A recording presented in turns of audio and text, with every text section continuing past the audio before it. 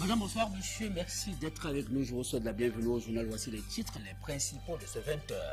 Du noir partout et pour tous, les délestages reprennent droit de cité au Cameroun. Aucune localité n'en est épargnée. Qu'est-ce qui coince? C'est le dossier de ce journal. 47e édition de la Fête nationale de la jeunesse. L'événement se célèbre le 11 février prochain sur l'ensemble du territoire national. Après beaucoup de balbutiements, le thème de l'édition 2013 est enfin connu, mais les raisons du retard de cette publication, elles, restent inconnues. Offre en énergie électrique au Cameroun, où va-t-on? C'est le débat de ce 20h avec un expert. Madame, Monsieur, je vous retrouve dans un très court instant pour les détails.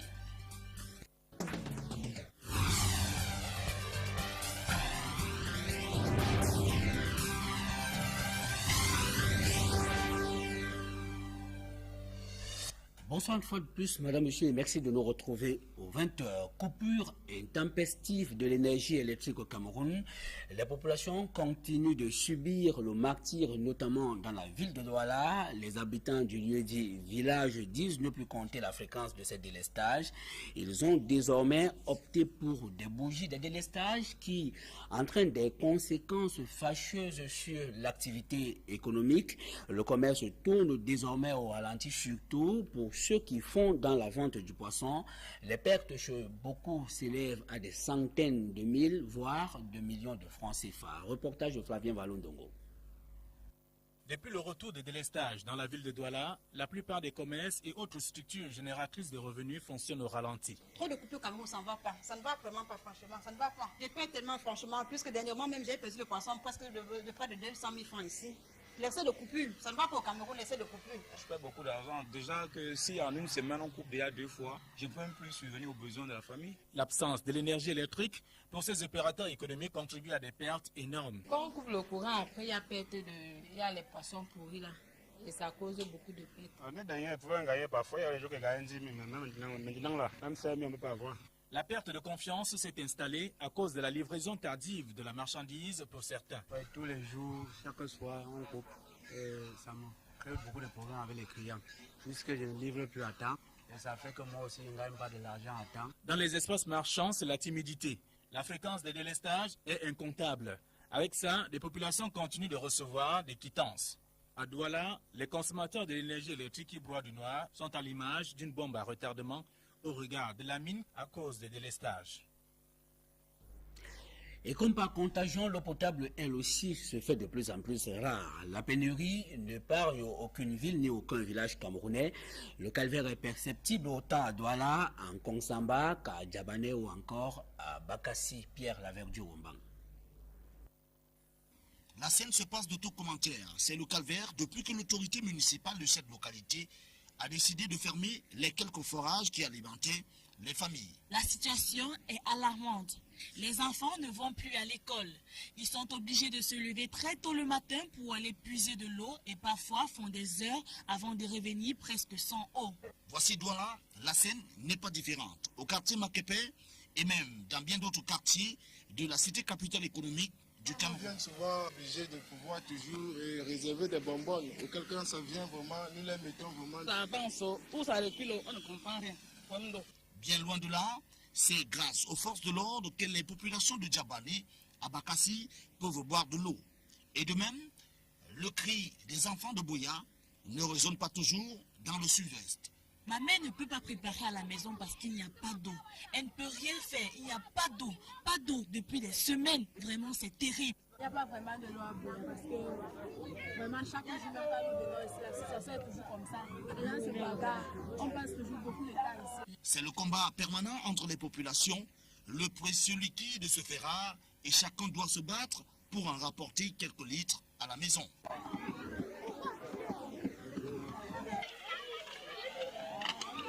Le constat est clair, l'eau se fait rare. Les robinets ne coulent presque plus et la situation est récurrente dans la grande partie des villes camerounaises.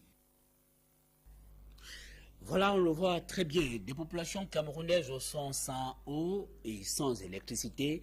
Le calvaire ou la fin du calvaire, rassurez-vous, et ça, ce sont les experts qui le rassurent, n'est pas pour demain. Le déficit énergétique reste criard. Il faut au moins 3000 MW pour combler le gap.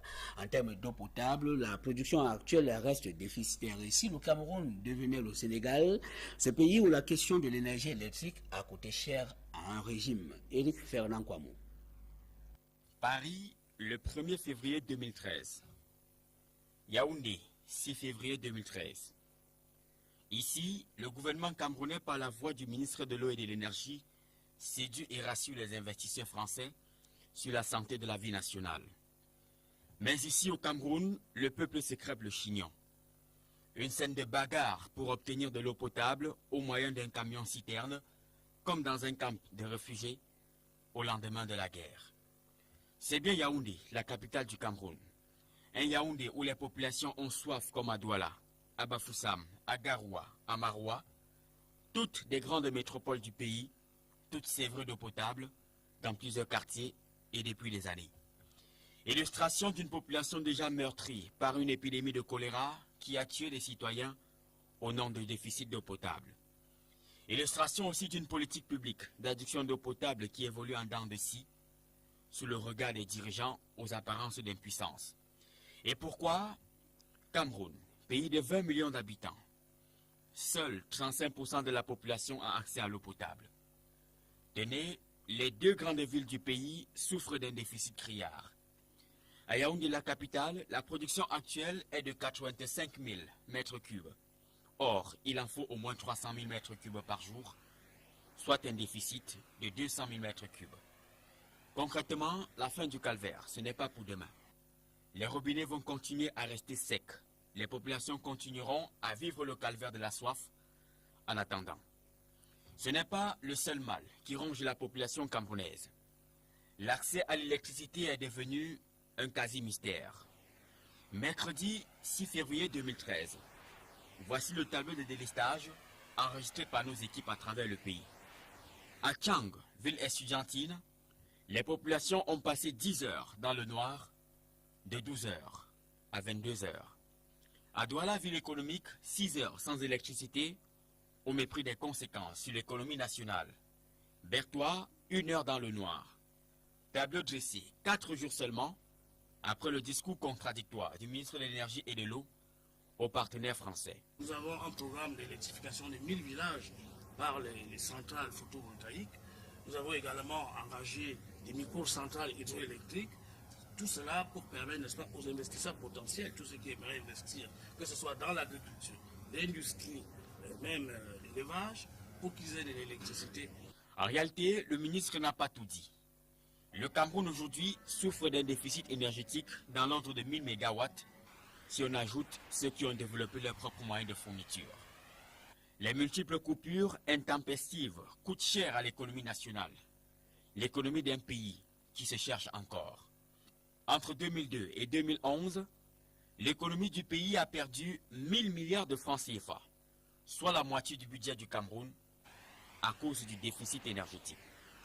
L'argument de Lompangar, Menvele, Mekim et même de la centrale à gaz de Kribi, brandi par le gouvernement comme solution pour résorber le déficit, ne rassure plus.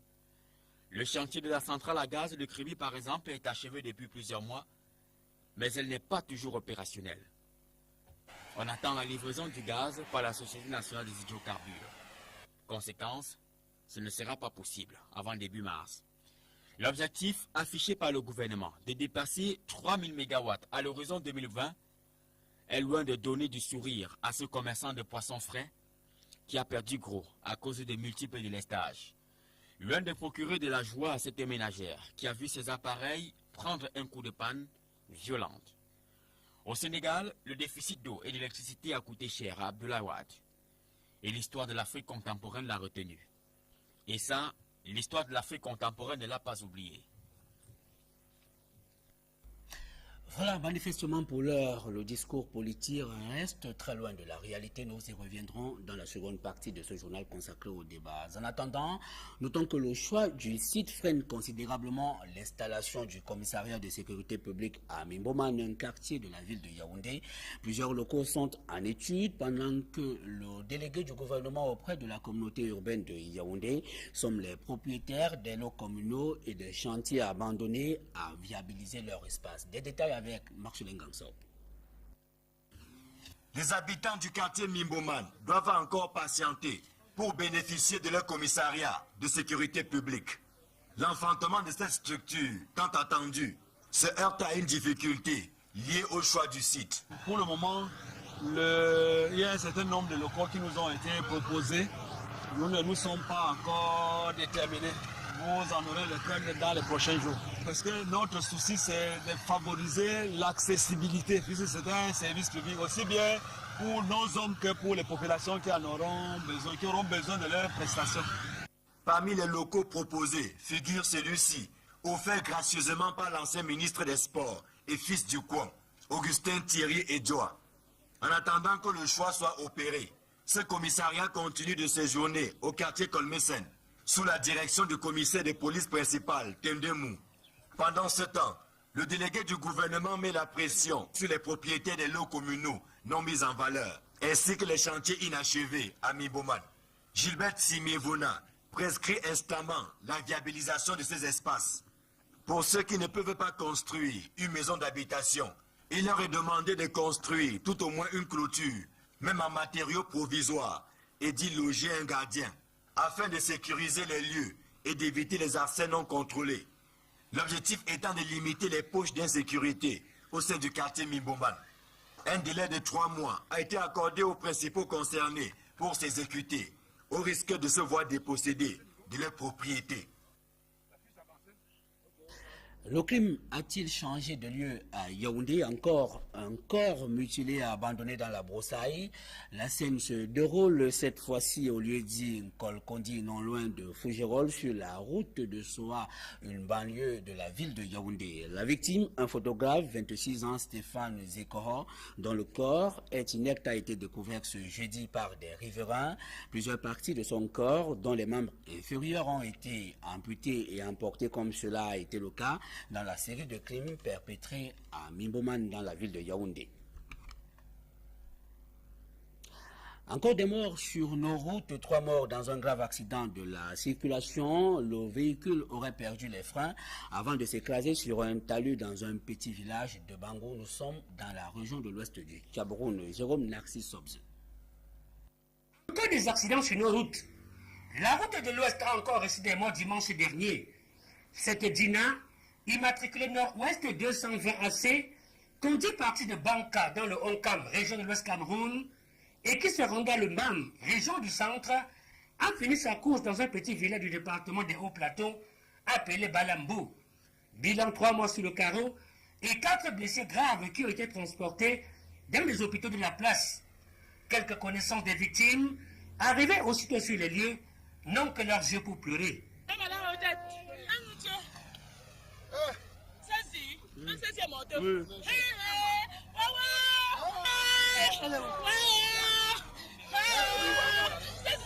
Ce véhicule, conduit par une dame et qui avait à bord 7 personnes, revenait de funérailles avant de perdre les freins sur cette longue descente où le moindre faux geste pour tout automobiliste n'est pas permis. Comme on peut bien s'y attendre, le véhicule, après plusieurs tonneaux, ira s'écraser sur un talus, arrachant au passage des vies humaines, dont 3 mères d'enfants qui ne reverront plus jamais leur famille. Aussitôt informés, les autorités compétentes du département des Hauts-Plateaux se sont rendues sur les lieux où le constat était triste, une véritable marée de sang. Aidés par quelques volontaires, les corps des personnes décédées seront embarqués dans un véhicule pour la morgue sous le regard de nombreux curieux, scandalisés devant un tel spectacle. Il ne se passe donc plus une seule semaine dans la région de l'Ouest, sans qu'on ne parle d'un grave cas d'accident survenu sur nos routes.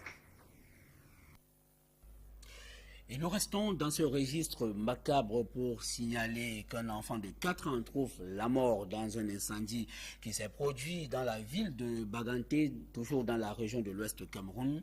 Le drame s'est produit mardi dernier alors que les flammes ont entièrement consumé une maison d'habitation. Une fois encore, Jérôme Narcisse Sobze. Le nommé Obougou Hubert, cadre brasserie du Cameroun, agent de Baganté, ne sait plus à quel sein se vouer. Lui qui vient de perdre l'un de ses enfants, âgé de 4 ans dans un incendie, qui a consumé toute sa maison mardi dernier aux environs de 14 heures. Selon les informations recueillies à bonne source, ces 3 enfants étaient enfermés dans la maison par les parents absents. Les premières interventions permettront de sauver 2 vies humaines. Le dernier coincé sous une table sera complètement calciné. J'ai trouvé que la population avait déjà réussi à neutraliser le feu. Bon, l'enfant était dans les décombres en bas d'une table. Bon, on a fracassé les trucs qui étaient là pour qu'ils ne continuent pas à se brûler pour sortir le corps. Avant de voir, comme vous avez vu, l'enfant est totalement calciné. Bon, au début des hostilités, je n'étais pas là. C'est le parent de l'enfant qui m'a appelé pour me dire de venir. Il y a un problème chez lui. Lui se trouve à aller au commissariat. Jusqu'ici, on ignore encore les causes réelles de cet incendie qui vient de plonger toute une famille dans la tristesse. Cependant, une enquête a été ouverte par les autorités compétentes afin de faire la lumière sur cet énième incendie qui continue de faire son bonhomme de chemin dans la ville de Baganté. Et dans les campus universitaires, notamment à l'université de Buea dans la région du sud-ouest, notons que les cours n'ont pas repris ce matin. Les étudiants ont été sortis des amphis par les leaders de l'UPSO. Le campus reste fortement militarisé. Joseph Abena. Université de Buea. Les étudiants sont dans leur 2e jour de grève. Le mot d'ordre est respecté. Les amphithéâtres sont pratiquement vides. Les étudiants innocents qui voulaient faire cours ont été priés de retourner chez eux. Le boycott des cours est organisé et soutenu ici par le UPSU, University of Buea Student Union, une association de défense des droits des étudiants. Il y a un problème de relevé des notes. Il y a des étudiants qui ont obtenu leur licence à l'université de Buea. Ils ont un problème d'avoir leur relevé de notes avec lequel ils doivent utiliser pour trouver un emploi ou bien pour continuer dans leurs études à l'étranger. On a aussi un problème de business au campus, des photocopies, un peu de quoi se ravitailler, se rafraîchir le système humain après les plusieurs heures de cours. C'est qu'on trouve un peu que le recteur a fermé aujourd'hui. Et dans tout ça, le pire, c'est que ce que nous appelons ici UPSU, donc l'Union des étudiants de l'université de Buea, en français. Les élections n'ont pas encore eu lieu, mais elle veut installer, elle veut d'abord, c'est-à-dire au lieu de passer par un système électoral, elle veut utiliser un système dictatif. Il y a plusieurs problèmes, tu dois payer toute ta scolarité avant de commencer les examens, ce qui n'est pas possible pour plusieurs étudiants. C'est la méfiance dans le campus. Les forces de sécurité patrouillent, cherchant tout étudiant qui sera pris en flagrant délit de trouble à l'ordre public, conformément au communiqué de la Vice-Chancellor, lequel communiqué demande également aux étudiants de reprendre les cours. Toutefois, les manifestations de foule ne manquent pas.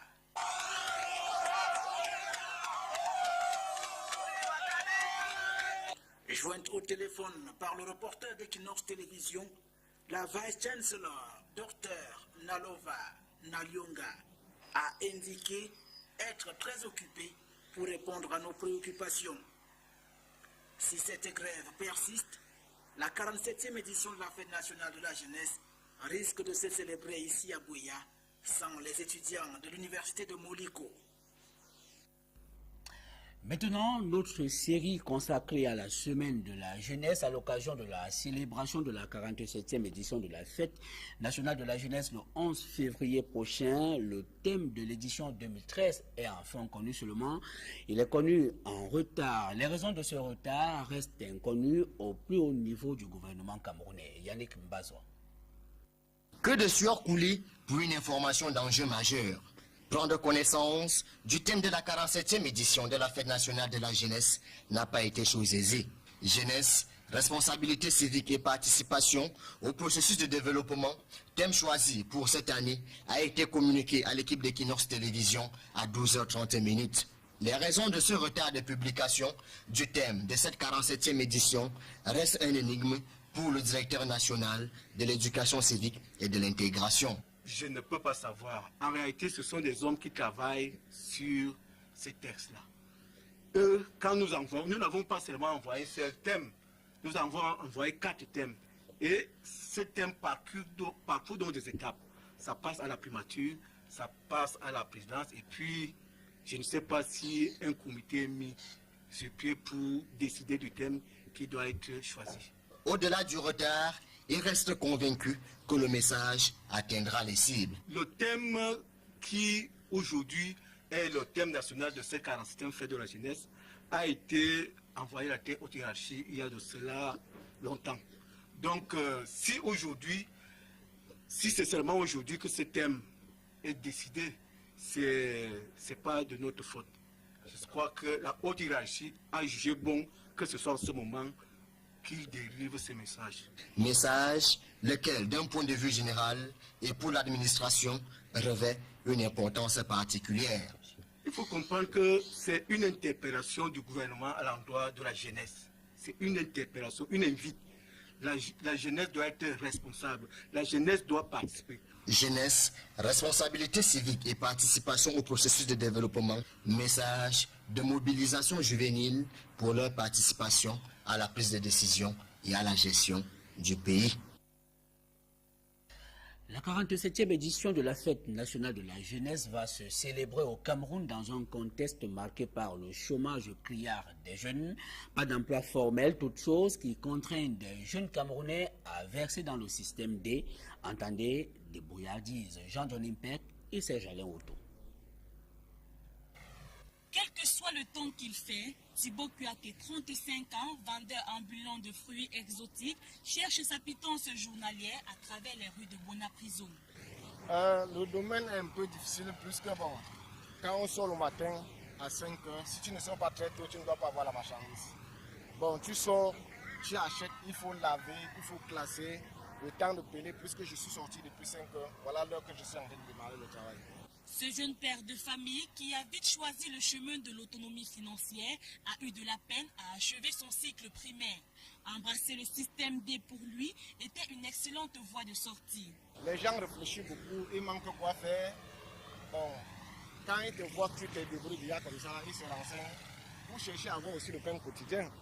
Et je ne peux pas manquer de le dire puisque je veux que mon frère, il ne faut pas qu'il devienne voleur de main parce que je lui avais caché un secret.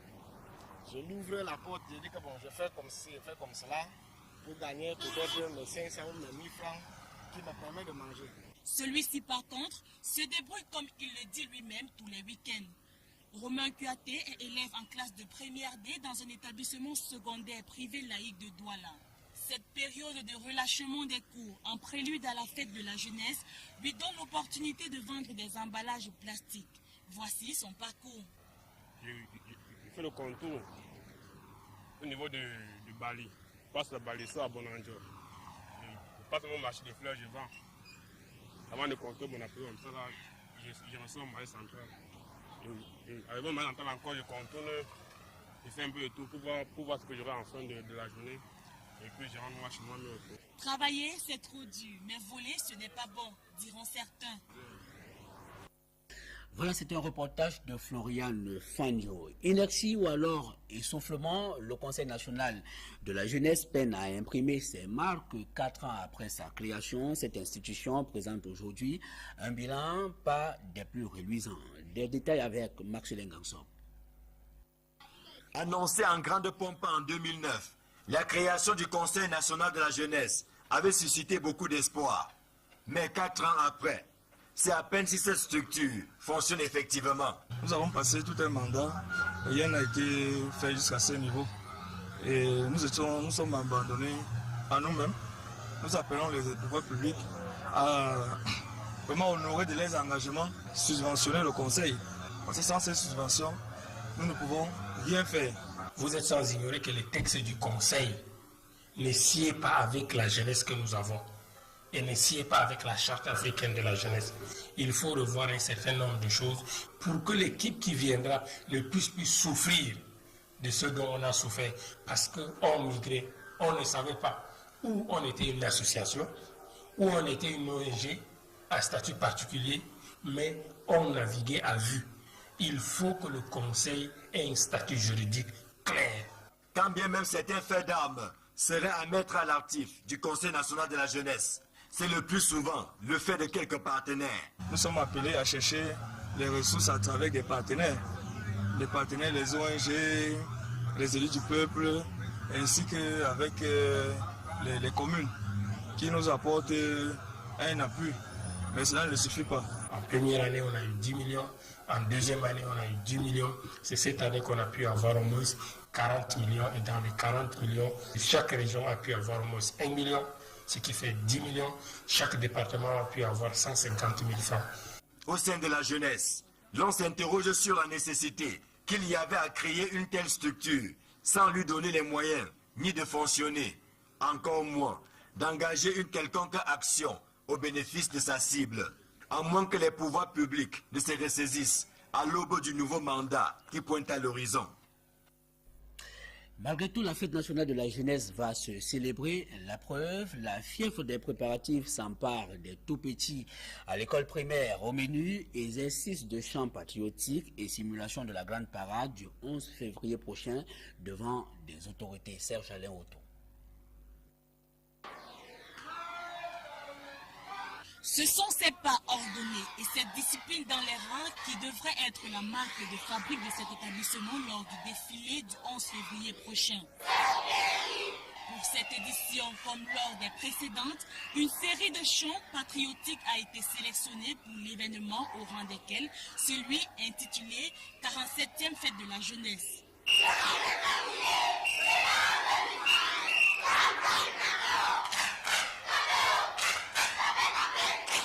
Et pourquoi donc? Les chansons de la jeunesse représentent un message pour que les jeunes de Guelutern appellent les jeunes du monde entier pour qu'ils viennent fêter. À quelques mètres de là se trouve l'école publique Bonapriso groupe 2. Ici, c'est la directrice en personne qui entretient sa jeunesse sur l'événement à venir. Bien que ne figurant pas parmi les établissements retenus pour le défilé du 11, Michel Evina et son personnel enseignant ont retenu quelques chants patriotiques. L'importance de la fête mérite d'être rappelée. J'essaie de les entretenir tous les jours, parce qu'on a eu à lancer les activités hier. Donc les entretiens, ils défilent tous les matins, comme tout le monde. Ils chantent et ils font des sketchs. Donc voilà comment les entretiens. C'est une façon déjà de leur apprendre à se tenir devant les autorités, à défiler. Le moment venu, que ça ne les surprenne pas. Encore quelques jours pour les derniers réglages avant la fête. Et voici une cérémonie de remise de diplômes sans parchemin, véritablement antinomique. Des lauréats de l'École normale supérieure de Maroua et de l'Institut supérieur du Sahel n'ont pas reçu leur parchemin de fin de formation. Ils ont été, disent-ils, surpris par cette situation lors de la cérémonie officielle de remise des diplômes. Des détails avec Amadou Daïro et Sandrine Babo. Ce sont au total 3300 lauréats de la 3e promotion de l'École normale supérieure de Maroua et la 2e promotion de l'Institut supérieur du Sahel qui ont reçu le parchemin de fin de formation. Une nouvelle cuvée mise sur le marché de l'emploi après 3 ans de formation pour les uns et 2 pour les autres. Le couronnement de labeur marquait de nombreuses difficultés. Nous avons eu beaucoup de difficultés depuis le début de cette formation, à savoir difficultés liées au climat qui était assez rude. Et il n'y avait pas assez de boue. Et même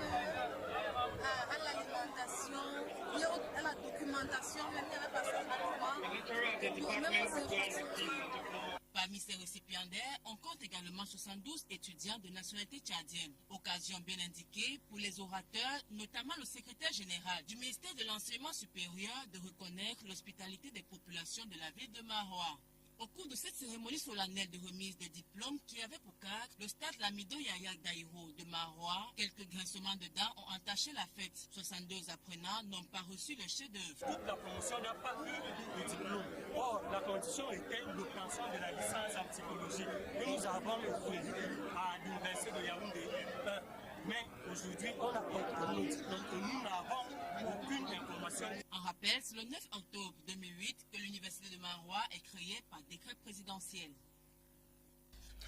Voilà, madame, monsieur, c'est la fin de la première partie de ce journal. Je vous invite à nous retrouver dans la seconde partie de cette édition consacrée au débat. C'est juste après l'indicatif.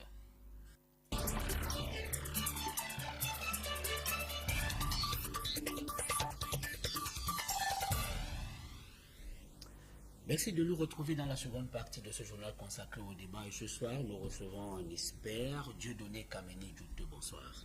Bonsoir. Vous êtes polytechnicien, expert industriel. Avec vous, nous allons revoir un peu l'offre en énergie électrique au Cameroun. Mais d'abord, vous avez vu les reportages que nous avons diffusés tout à l'heure sur la carence en eau potable. Lorsque vous revoyez toutes ces images, qu'est-ce qu'elles peuvent vous suggérer comme commentaire? Effroyable. Tout ce que j'ai vu, c'est la réalité du terrain. Donc, nous ne devons pas être surpris par l'état de délabrement de notre système économique.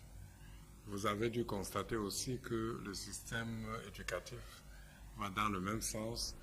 Donc, il faudra beaucoup travailler. C'est une déclaration générale. Mais qu'est-ce qui, pour le cas de l'eau potable, peut expliquer autant de carences? Je dirais, si vous me pardonnez cette expression, une carence épidémique. On a l'impression que c'est tout le monde qui en souffre en ce moment. Aucune ville n'en est épargnée, aucun village non plus. Oui, dès qu'on parle de carence d'électricité, c'est tout à fait normal qu'il y ait carence. Il y a un lien. En ce sens que l'eau est pompée par le système électrique. Donc, lorsqu'on fait délestage dans la zone où il y a production d'eau, c'est tout à fait normal qu'il n'y ait pas de pompage. Et quand il n'y a pas de pompage, il n'y a pas de pression dans les tuyaux. Et quand il n'y a pas de pression, c'est tout à fait normal que l'eau ne coule pas. Donc, on n'avait jamais pensé à dissocier le circuit qui alimenterait les zones de pompage d'eau par rapport aux zones des quartiers résidentiels aux abords de ces points. C'est bien que quand le cycle de délestage arrive au lieu de production d'eau, automatiquement est délesté, les pompes s'arrêtent, tout s'arrête, la population qui a constamment besoin de l'eau en souffre. Donc vous avez dû constater les bagarres, parce que vraiment quand il n'y a pas d'eau, c'est effroyable. Alors, vous avez parlé de l'estage. On est passé de la lumière au jeu de lumière pour parler trivialement et pas de lumière du tout pour plusieurs localités. Alors comment est-ce que vous appréciez ce calvaire des populations? Oui, en effet, depuis longtemps on a toujours crié que la population croissant à plus de 8% là, et les investissements croissant à autour de 1% là, c'est tout à fait normal qu'on arrive à un point où on ne sait plus où aller. On est obligé d'utiliser la langue de bois pour pouvoir sécuriser, pour pouvoir tranquilliser la population. Bon, lorsque on parle de centrales thermiques, toute centrale thermique qui utilise le gasoil est une centrale thermique d'appoint. C'est-à-dire que ce n'est pas une augmentation en kilowatts de puissance. Bon, vous allez voir qu'il y a quelques années, on a injecté au niveau de Limbé 85 MW à feu lourd. Donc c'est encore thermique. Récemment, à Yassa, ici à la banlieue de Douala, on avait injecté 86 MW. Jusque-là, c'était toujours à gasoil. Donc, c'est toujours d'appoint. ce n'est que la centrale thermique à gaz naturel de Limbé, je crois, oui, de Kribi, qui va débiter dans l'ordre de 216 MW. Ce n'est que cette centrale qui pourra augmenter augmenter la puissance installée de notre système. Cela veut dire qu'aujourd'hui, on est à 1033 MW environ, largement en deçà des 3000 MW nécessaires. Ça représente donc le tiers de besoins actuels du Cameroun. Alors, vous comprenez donc que le discours politique est très loin de la réalité parce qu'on a vu l'intervention du ministre camerounais en charge de l'eau et de l'énergie au cours du forum économique franco-camerounais qui rassurait les investisseurs étrangers, de potentiels investisseurs sur l'offre en énergie électrique au Cameroun. Oui, en politique, on est obligé de parler en langage de bois. On peut pas, je ne crois pas qu'un politicien ou bien un dirigeant de communauté peut se permettre de prôner le découragement. Il faut toujours des paroles mielleuses pour pouvoir endormir, je peux dire endormir la population, pour attendre un jour si quelque chose par miracle, peut se produire. Alors, mais donc il faut un miracle pour que la situation se rétablisse. Actuellement, je ne vois pas exactement quels sont. Mais qu'est-ce qu'on peut faire dans l'urgence? Est-ce que les barrages de retenue d'eau, notamment le barrage de Mevele, dont la première pierre a été posée, peut à terme apporter un début de solution à cette carence? Oui, en effet, sectoriellement. Parce que si vous parlez de Lompanga, bon, on va ravitailler peut-être 150 localités dans l'Est. Oui, avec les 15 MW qu'on pourra produire là-bas au niveau du barrage de retenue, parce qu'en fait, Lompanga est une centrale hydroélectrique qui a deux fonctions. Il y a la fonction retenue d'eau pour réguler la Sanaga, et il y a la production de l'électricité dans l'ordre de 15 MW pour alimenter de Lompanga jusqu'à Batouri. Donc ça c'est sectoriel. Le même volet c'est pour le sud forestier, et Making ça sera aussi sud forestier, dont l'interconnexion ne pourra pas être réalisée de sitôt. C'est-à-dire prendre un supplément de Making ou de même volet pour renvoyer dans le réseau sud qui est produit par Son Loulou et EDA. Donc nous sommes loin de pouvoir compenser quoi que ce soit en énergie électrique. Et vous savez que la pointe de délestage se situera au mois de mars. C'est à fin février et tout le mois de mars. C'est pourquoi Sonel est en train de demander, Sonel si vous voulez, est en train de demander aux gros consommateurs, c'est-à-dire certaines industries de grosse consommation, de pouvoir baisser leur production pour pouvoir aider la population à avoir un peu d'énergie. Mais jusque-là, on est très loin de la sortie de l'auberge. On est très loin. Alors, est-ce que les barrages ces barrages dans les projets structurants ne sont-ils pas une mauvaise réponse au vrai problème de l'offre en énergie électrique au Cameroun? Est-ce qu'on n'a pas mis beaucoup d'argent là-dedans pour rien, alors qu'on aurait utilisé cet argent pour aménager d'autres barrages de retenue qui existent depuis Fort-Lurette? Non, pas tout à fait. On ne peut pas dire que ce sont des mauvais choix. Bon, le choix était bon, mais le choix est venu très en retard. C'est-à-dire au moment où la population croissait, il fallait y penser. Alors, vous ne pouvez pas d'un coup de bâton magique résoudre le problème qui s'est posé 20-30 ans, et par un investissement immédiat, résoudre tous les problèmes par rapport à toutes ces pertes de temps. Donc, c'est une solution, c'est un début de solution. Vaut mieux tard que jamais. Tout à fait. Donc, ils ont commencé par là. Nous espérons que ça va se poursuivre.